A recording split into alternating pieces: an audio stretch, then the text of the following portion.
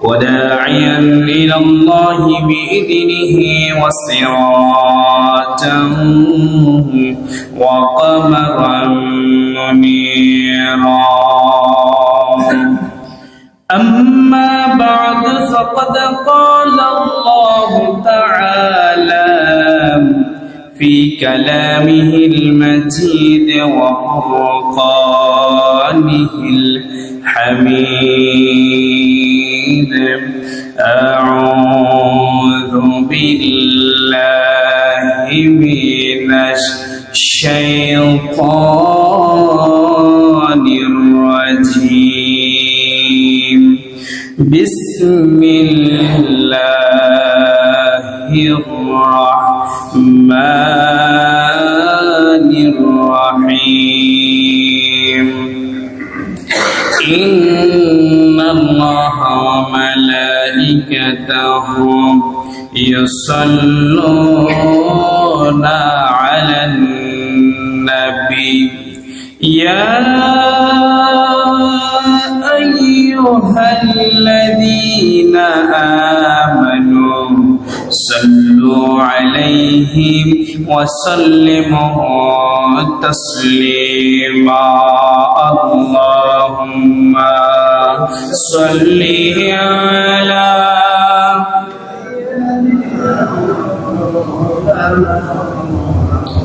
وعلى آل سيدنا مولانا محمد. أما بعد معزز حاضرين সমাগত মুসাল্লি আলাইহি کرام দিনদার ইমানদার ফরহেজগার মুত্তাকি সালিহিন সকলকে সাথে নিয়ে মহান রবের দরবারে কালিমাতুশ শুকরিয়া আদায় করছি যে আল্লাহ পাক রব্বুল আলামিন আমাদের প্রত্যেককে শারীরিক সুস্থতা দিয়ে মন ও মগজকে ঠিক রেখে যথাযথ সময়ে সবার আগে মসজিদে আসার, বসার, আলোচনা করার ও শোনার তৌফিক দিয়েছেন। সেই মহান রব্বুল ইজ্জত ওয়াল জালালের দরবারে তারই শিখিয়ে দেওয়া ভাষায় সকলে উচ্চ কণ্ঠে কালিমাতুশ শুকরিয়া আদায় করে পড়েনি আলহামদুলিল্লাহ। সাথে রাতে বিশ্বনবী বিশ্বনাথা মুহাম্মদুর রাসূলুল্লাহ সাল্লাল্লাহু আলাইহি ওয়াসাল্লামের দরবারে লক্ষ কোটি দরুদ সালাম প্রেরণ করে আমি আমার সরাসরি মূল আলোচনা এগিয়ে যাচ্ছি, ভূমিকাকে দীর্ঘায়িত না করে। মুআজ্জাজ হাজিরিন, রমজানকে পাওয়ার জন্য আমাদেরকে এক নাম্বার যে কাজটা করতে হবে সেটা হলো দোয়া করা। বলেন কি করা? দোয়া করা। কারণ কেন দোয়া করতে হবে রমজানকে পাওয়ার জন্য? গত বছর আমরা রমজানের অনেকের সাথে আমরা ইফতারি করেছিলাম, অনেকের সাথে আমাদের সাহরিতে আমরা ছিলাম, অনেকে আমাদের সাথে তারাবিতে ছিল, কিন্তু এই বছর আমরা অনেককে হারিয়ে ফেলেছি। এবছরের রমজান আমরা তাদেরকে পাচ্ছি না। সেই ধারাবাহিকতায় আল্লাহ যাতে করে আমাদের হায়াতটাকে বৃদ্ধি করে রমজান পর্যন্ত আমাদেরকে পৌঁছিয়ে দেয়, সেজন্য বেশি বেশি দোয়া করতে হবে। আর এই দোয়াটা স্বয়ং আল্লাহ রাসূল সাল্লাল্লাহু আলাইহি ওয়াসাল্লাম আমাদেরকে শিখিয়ে দিয়েছেন। আমরা বেশ কিছুদিন ধরে রজব এবং শাবান থেকে সেই দোয়াটা পড়েই আসছি। তাহলে এখান থেকে যে বিষয়টি ফুটে আসছে সেটা হচ্ছে রমজানকে পাওয়ার জন্য এক নাম্বার যে কাজ সেটা হচ্ছে দোয়া করা। বলেন কি করা? দোয়া করা। যেমন যে দোয়াটা আমরা পড়ি, আল্লাহুম্মা বারিক লানা ফি রজব ওয়া শাবান ওয়া বাল্লিগনা রমাদান। আল্লাহ আমার হায়াতটাকে বাড়িয়ে দিয়ে রমজানের সাথে মোলাকাত করার আমাদেরকে সুযোগ দাও। আমরা প্রতিনিয়ত এই দোয়াটা পড়ি, কারণ রমজানকে খাওয়ার জন্য, রমজানের সাথে মোলাকাত করার জন্য এক নম্বর যে প্রস্তুতি কাজ সেটা হচ্ছে দোয়া করতে হবে। কারণ প্রখ্যাত তাবিঈ মুআল্লা ইবনে ফাদল, প্রখ্যাত তাবি, তিনি বর্ণনা করছেন সাহাবারা রমজান আসার 6 মাস আগে থেকে দোয়া করতেন, ইচ্ছা পোষণ করতেন রমজানের সাথে আলিঙ্গন করে। রমজান যাওয়ার 5 মাস পর্যন্ত তারা এভাবে করে দোয়া করতেন রমজানকে আলিঙ্গন করা, রমজানের সাথে সাক্ষাৎ করার। তাহলে এই দৃষ্টিকোণ থেকে আমরা যেই বিষয়টা এখানে বলতে চাই সেটা হচ্ছে রমজানকে খাওয়ার জন্য নিজের তরফ থেকে চেষ্টা হবে, পাশাপাশি সবচেয়ে যেটা বেশি কাজ সেটা হচ্ছে কি করতে হবে, আল্লাহর কাছে দোয়া করতে হবে, কারণ জানি না আমরা কোন মুহূর্তে আমাদের মৃত্যুটা চলে আসে। তাহলে 1 নম্বর রমজানের প্রস্তুতির ভিতরে কাজ হলো কি করা, দোয়া করা। কি করতে হবে, দোয়া করতে হবে। নাম্বার 2, রমজানকে খাওয়ার জন্য আমাদেরকে বেশি করে তওবার ক্ষমা লাভের উপযোগী করতে হবে, কারণ অল্প কিছুদিন পরে রমজান আমাদের কাছে আসছে। আমরা রমজানকে আহলান সাহলান জানাচ্ছি। এসো হে মাহে রমজান, এসো হে মাহে রমজান, সৃষ্টি কুলে সবাই জানাই আহলান সাহলান। এসো হে মাহে রমজান, তুমি এলে সৃষ্টির জিত ফাইজে এ আসান, শিকল দিয়ে বদ্ধ তাকে দুশ্মন ও শয়তান। এসো হে মাহে রমজান। আমরা রমজানকে স্বাগত জানাই। এখন রমজান যদি আমল পাই, আমাদের যে গুনাহ মাফ করতে হবে, এজন্য আমাদের বেসিক্যালি যে কাজ, ক্ষমা লাভের উপযোগী করে আমাদেরকে গড়ে তুলতে হবে। ক্ষমা লাভের উপযোগী কিভাবে করে গড়ে তুলবো, সেটা হচ্ছে আমাদেরকে তওবার মধ্য দিয়ে। কারণ আমরা মানুষ, আমরা মানব জাতি, আমাদের প্রতিনিয়ত ভুল হয়ে যায় চলার পথে, ফিরতে, কাজে। কেউ বলতে পারবে না যে আমি 100% সঠিক আছি, সেটা আমি আপনি যেই হোক না কেন। কারণ মানুষের মূল বৈশিষ্ট্য হচ্ছে, মানুষের ফিতরত হচ্ছে ভুল করা। কথা খুব মনোযোগ সহকারে কেউ করবে। মানুষ ভুল করে আবার সংশোধন হয়, কিন্তু ভুল করার পরেও ভুলের উপরে যে টিকে থাকতে চায়, সেটা মানুষের আচরণ নয়, সেটা আবার শয়তানের আচরণ। বলেন কার আচরণ? শয়তানের আচরণ। কারণ শয়তান ভুল করার পরেও সে সংশোধন হতে চায় না। যেই সমস্ত মানুষের ভিতরে ভুল করার পরে তওবা করতে চায় না, আত্মসমর্পণ করতে চায় না, নিজেই ভুলের উপর টিকে থাকার জন্য বারংবার করে যুক্তি তর্ক পেশ করে, বুঝে নিতে হবে সেটা মানুষ রূপী শয়তান। সম্মানিত ভাইয়া, কারণ আদম আলাইহিস সালাম কে আল্লাহ তাআলা সৃষ্টি করার পর সবাইকে হুকুম দিলেন, তোমরা চেষ্টা করো। وَإِذْ قُلْنَا لِلْمَلَائِكَةِ اسْجُدُوا لِآدَمَ فَسَجَدُوا إِلَّا إِبْلِيسَ أَبَى وَاسْتَكْبَرَ وَكَانَ مِنَ الْكَافِرِينَ।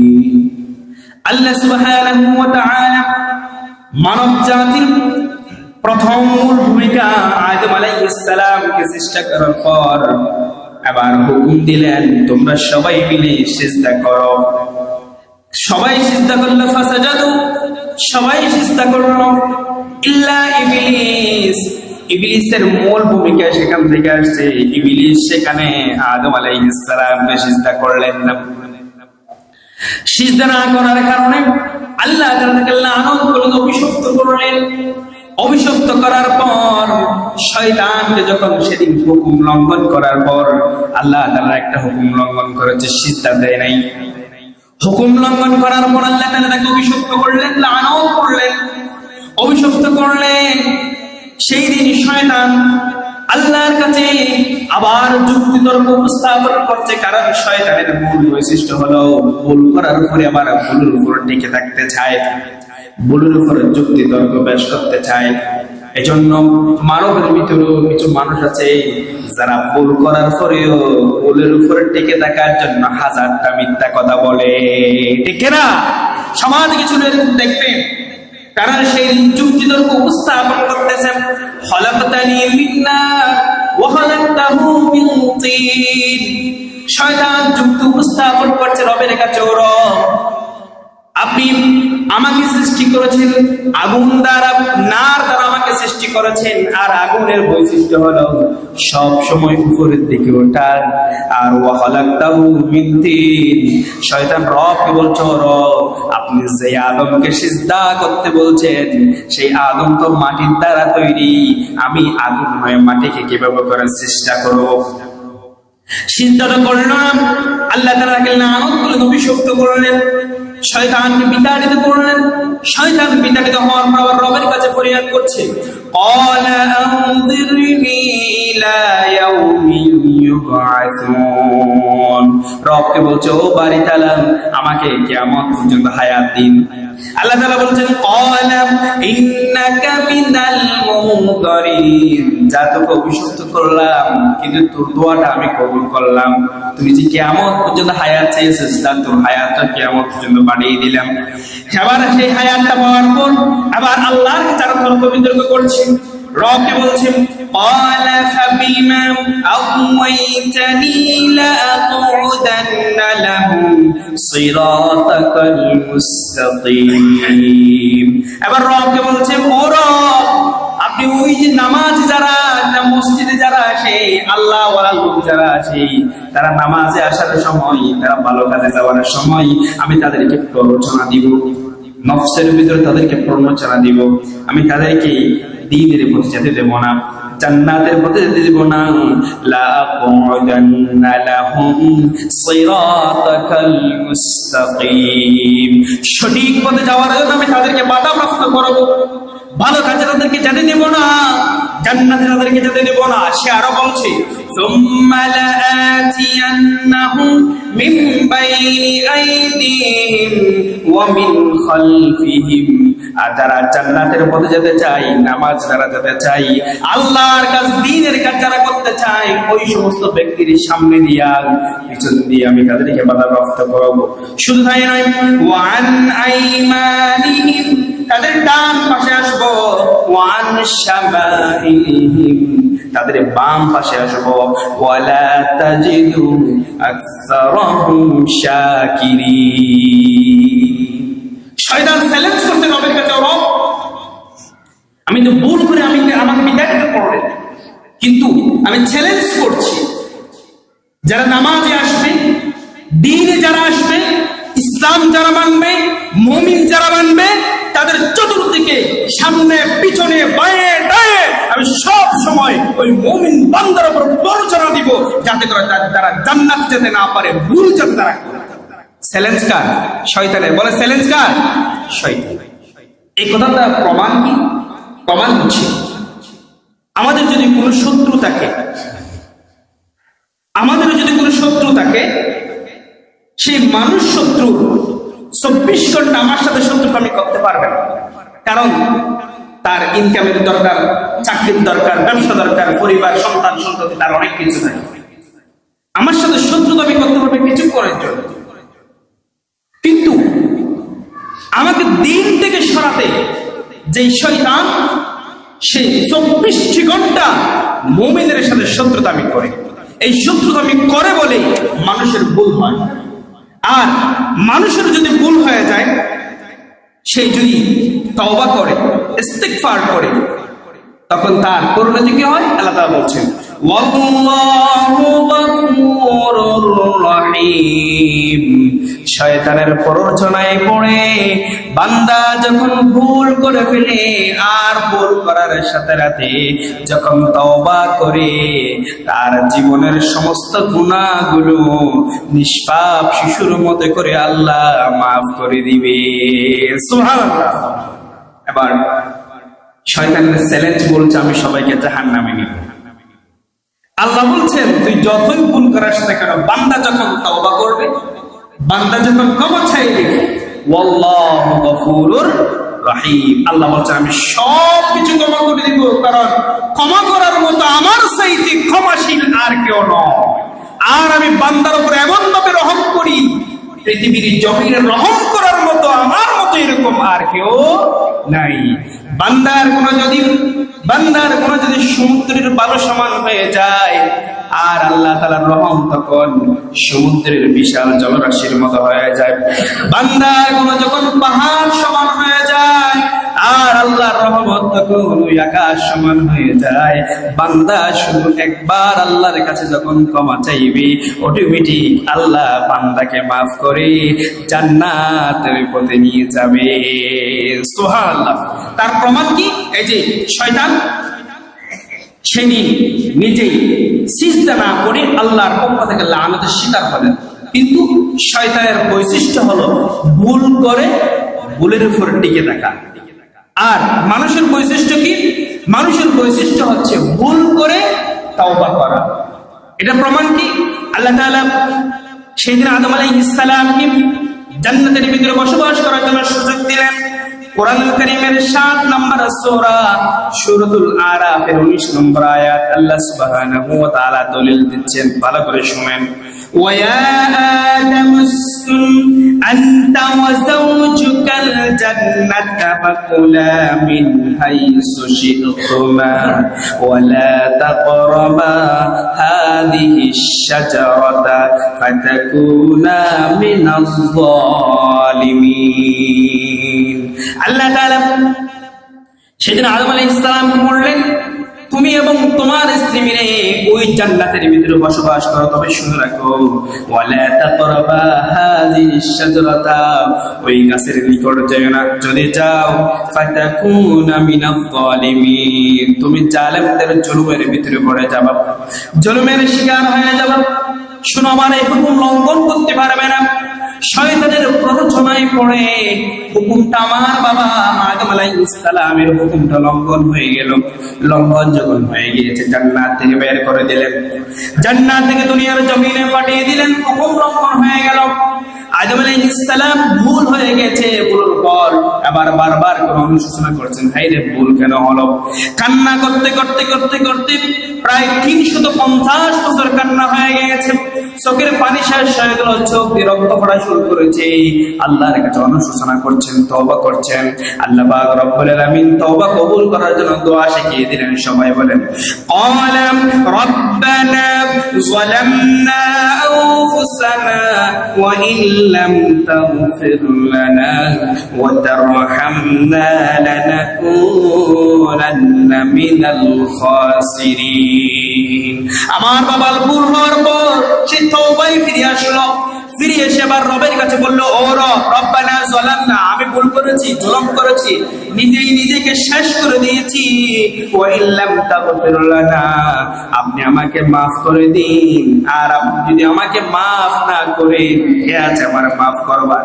ওয়া তারহামনা, আমার উপর দয়া করুন, আমাদের উপর দয়া করুন, কারণ আপনি যদি মাফ না করেন, আপনি যদি দয়া না করেন, লানাকুনান্না মিনাল খাসিরিন, আপনি যদি আমাদেরকে মাফ না করেন, আপনি যদি ক্ষমা না করেন, এই পৃথিবীর জমিন আমাদেরকে মাফ করার মতো, দয়া করার মতো আপনার মতো আর কেউ নাই। মাফ করে দিয়েছেন। এই বিষয়টা বোঝানোর চেষ্টা করছি। শয়তানের ফিতরত হলো, শয়তানের আচরণ হলো ভুল করে ভুলের উপরে টিকে থাকা এবং যুক্তি দেওয়া। আমার কথার সাথে আপনারা মিলিয়ে নেবেন। আমার সমাজে এরকম কিছু লোক আছে, শয়তান মার্কা লোক, যারা ভুল করে, ভুল কথা বলে, ফাহিশা কথা বলে, আবার সেই ভুলের উপর টিকে থাকার জন্য হাজারটা মিথ্যা কথা বলে, মিথ্যা সাক্ষী দেয়, ঠিক কিনা? আর আমার দেশে যারা আল্লাহওয়ালা লোক, তাদের ভুল হতেই পারে, কারণ ভুল হওয়া মানুষের ফিতরত। ভুল হলে সাথে সাথে অনুশোচনা করবি, নিজে অনুশোচনা করে তাওবার দিকে ফিরে আসবি। আর রাসূল করিম সাল্লাল্লাহু আলাইহি ওয়াসাল্লাম জানিয়ে দিচ্ছেন, সেই ব্যক্তি হলো শ্রেষ্ঠ, সেই ব্যক্তি আল্লাহর কাছে খুব ভালোবাসার মানুষ, ভালোবাসার পাত্র কে? সেটা হচ্ছে কুল্লু বানি আদম খাত্তাউন ওয়া খায়রুল খাত্তাইনা আত-তাওয়াবুন। যেই বান্দা ভুল হয়ে যাবে, বনি আদমের বৈশিষ্ট্য হলো ভুল হবে, চলার পথে ভুল হয়ে যাবে, ভুল হওয়ার পর ভুল হওয়ার সাথে সাথে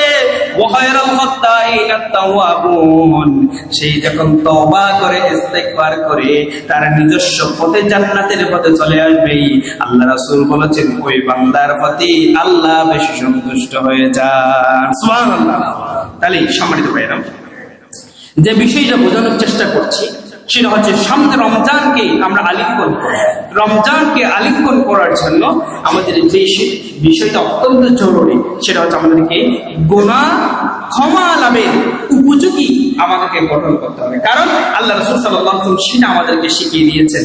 আল্লাহ রাসূল সাল্লাল্লাহু আলাইহি ওয়াসাল্লামের জীবনে কোনো গুনাহ ছিল না, নিষ্পাপ, এরপরও আল্লাহ রাসূল সাল্লাল্লাহু আলাইহি ওয়াসাল্লাম দৈনিক দিনে 70 থেকে 100 বারের উপরে তওবা করেছেন। বুখারীর ভিতরে সে হাদিসে এসেছে।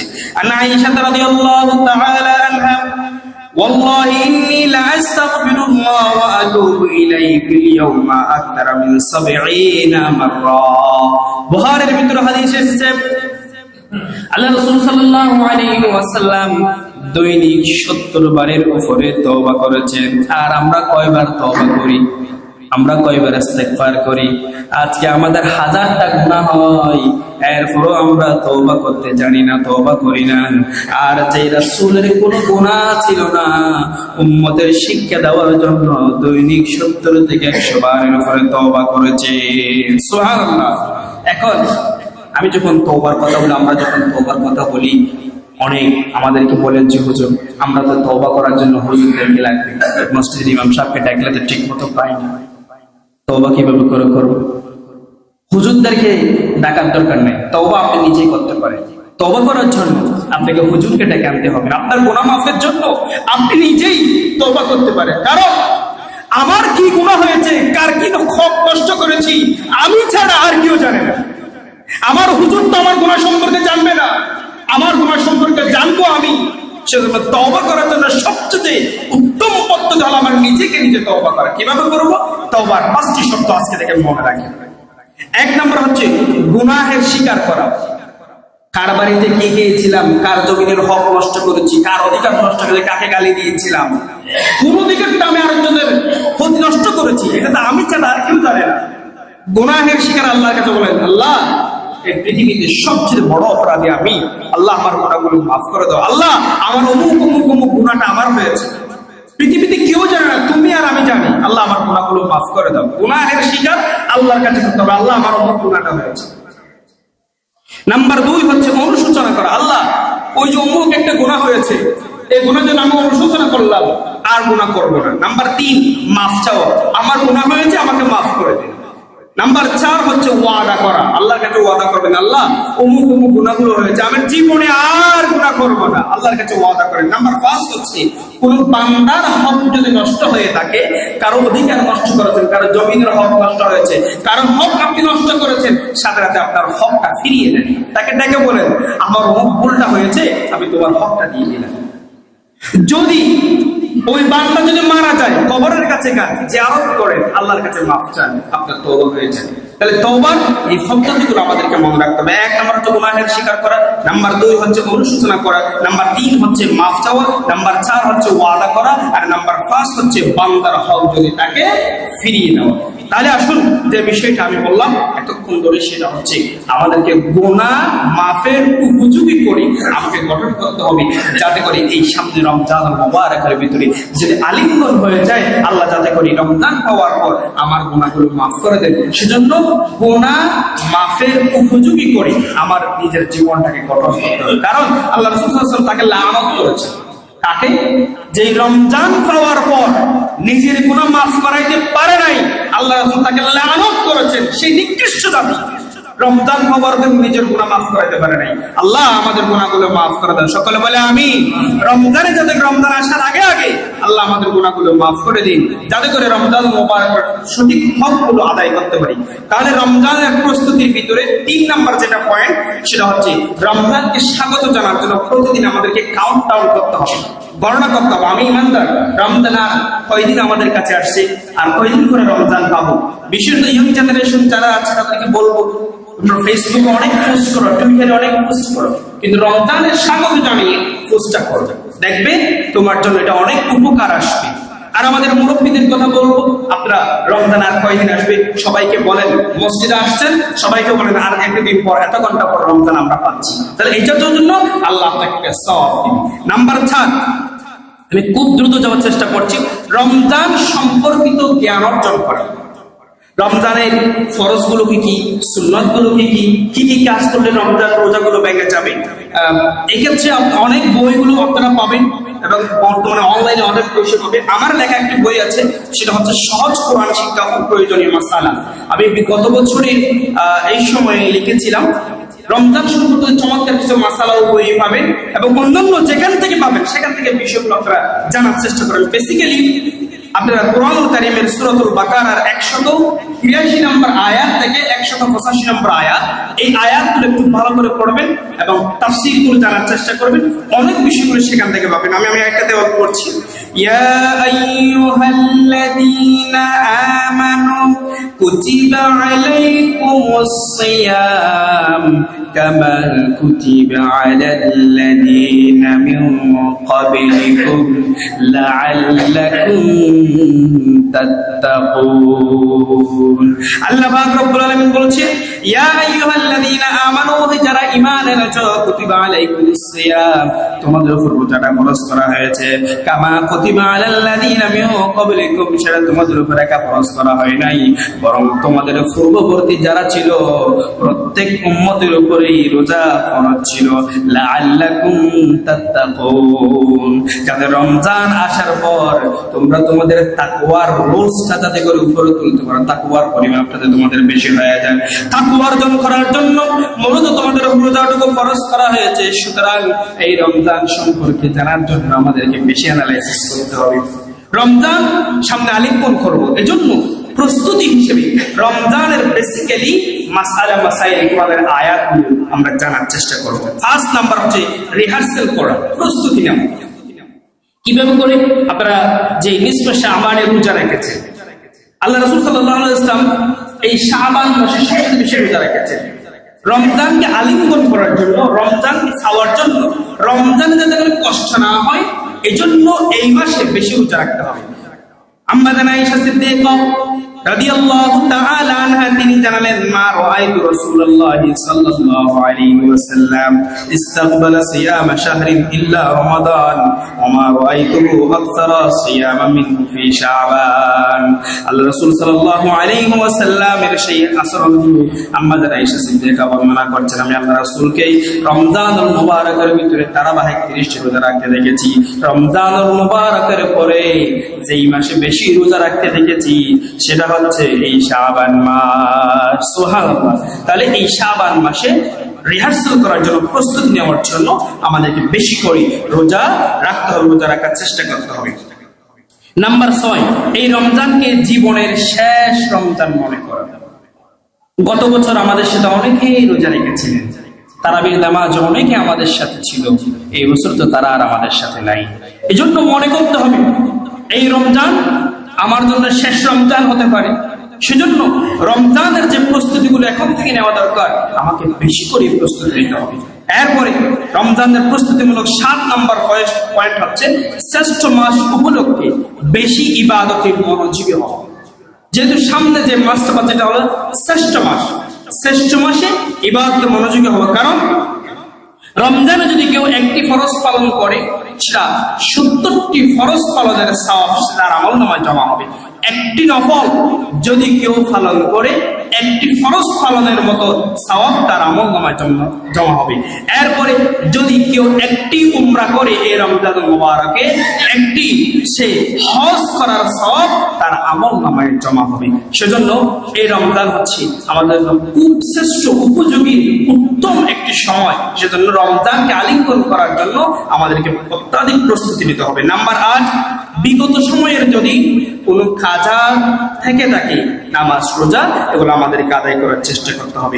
নাম্বার 9, আত্মগঠনের মাস হিসেবে রমজানকে আমাদের আলিঙ্গন করার মুহূর্তে নিজের জীবনটাকে গঠন করতে হবে। আমাদের আত্মগঠনের মাস, আত্মশুদ্ধির মাস এই রমজান মুবারক। সেজন্য নিজের আত্মাটাকে পরিশুদ্ধ করার জন্য, জান্নাতমুখী করার জন্য, সিরাতুল মুস্তাকিমের উপযোগী করার জন্য আমাদেরকে এখন থেকে আত্মগঠনের জন্য প্রচেষ্টা নিতে হবে। নাম্বার 10, রমজানের জন্য একটি সুন্দর রুটিন তৈরি করা। আপনি রমজানের যে প্রস্তুতি নিচ্ছেন, প্রস্তুতির জন্য গুরুত্বপূর্ণ যে কাজটা হচ্ছে একটা রুটিন তৈরি করা। এতদিন আপনি কোরআন তেলাওয়াত ধারাবাহিক করতে পারেন নাই, রমজান আসলে আমি পুরো কোরআনের শুরু থেকে শেষ পর্যন্ত 1 বার 2 বার 3 বার যতটুকু সম্ভব আমি তেলাওয়াত করব। যারা তেলাওয়াত নিয়মিত করছে তাদেরকে তাফসীর করার চেষ্টা করতে হবে। যে অন্তর্ভুক্ত তাফসীর না পারলে আপনাদেরকে বঙ্গালী অনুবাদ যারা অন্তর্ভুক্ত রক্তে যে কোরআন কারীমের মূল সামারিটা বোঝার জন্য বাংলায় অনুবাদ যারা পড়তে যারা পারেন বাংলায় অনুবাদ করার চেষ্টা করছেন। অনেক যুবক আছে যে অন্যান্য সময় বাংলায় অনুবাদ করে প্রতিদিন নিয়মিত পড়ে। এই রমজানে অন্তর্ভুক্তকে একবার তাফসীর শেষ করার জন্য একটি রুটিন তৈরি করতে হবে, একটা প্রস্তুতি নিতে হবে। দেখবেন আপনার রমজান আপনার জন্য অত্যন্ত উপযোগী একটি সময় হিসেবে যাবে।